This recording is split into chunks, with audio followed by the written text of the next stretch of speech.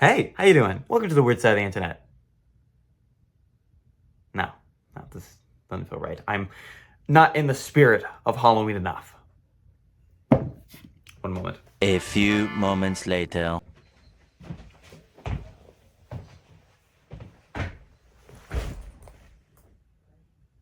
Hello, Ski. Happy Halloween, everybody. I hope you all are having a fantastic holiday. Due to the fact that Halloween is one of, if not the favorite holiday of mine, I thought I could give y'all, a little treat, a little reward for supporting my content. And what better film to represent that celebration? Why, Fred 2, of course. Fred is an interesting franchise. Yeah. No. Yeah.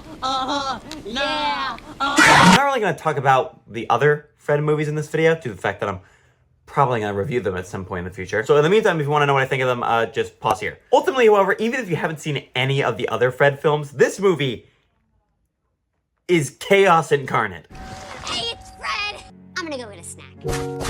Like, imagine the most cheesy, tropish Halloween movies of all time, and then slap Fred in there. Stop me if you can, but you can't.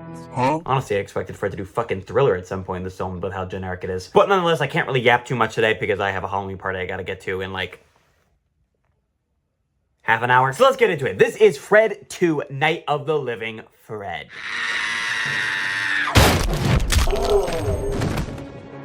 The plot of this film, if there is any, is that Fred thinks his music teacher is a vampire and he tries to prove to everybody that,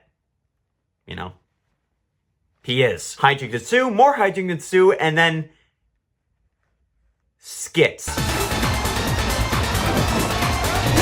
Yeah, this movie is basically just Family Guy. It is insane how many not important scenes we just cut to and then cut back from, and then we just don't talk about them ever again. Like Fred's teacher turning into a fly and then sucking him off.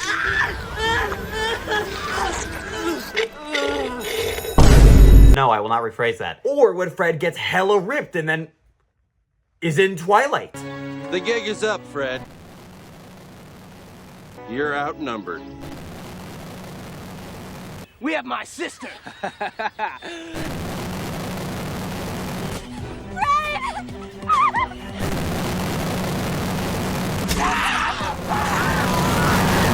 also a subplot of Fred falling in love with Kevin's little sister. Kevin, if you don't know, is basically the bully in this franchise who always comes around and just beats the ever-living shit out of Fred. Also, his mom's a progressive lady.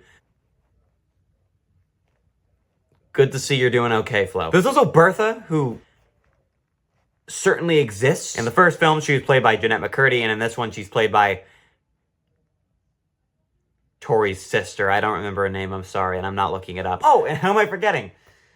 John Cena. You gotta suck his before he sucks yours. I like to think that this movie made all fatherless children extremely jealous of Fred. Because, like, your father's not around because he's John Cena?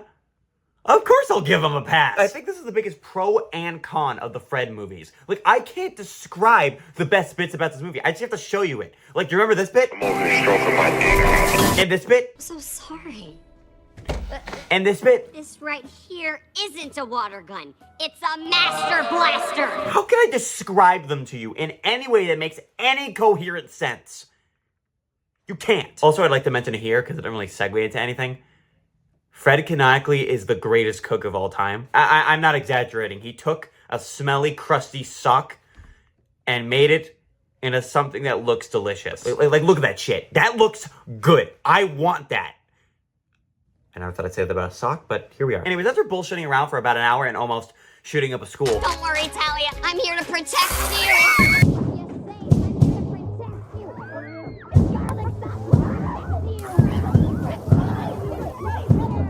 Fred gets invited to his music teacher's house and, for lack of a better term, does a Logan Paul. Oh my god, he's killed someone named Kimchi, and now he expects me to eat her. I think there's someone hanging right there. This surprise, surprise isn't actually what it looks like, and Fred eventually realizes that his music teacher's just a pretty chill dude.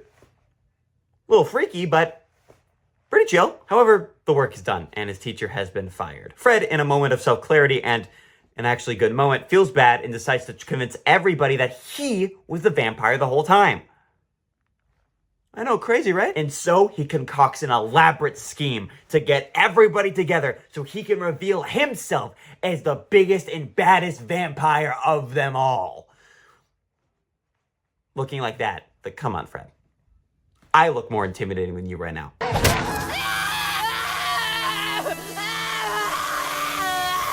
Why can't you be like that, huh? Fred calls them to shit their pants and all run off. And now, his music teacher is redeemed again. It is I who am leaving. I'm going to miss you, Mr. Devlin. I'm going to miss you too, Fred. Makes sense. They can't afford the guy for another movie, clearly. Also, apparently now everybody thinks Fred's a vampire. So, don't know what Kevin was thinking in the third one.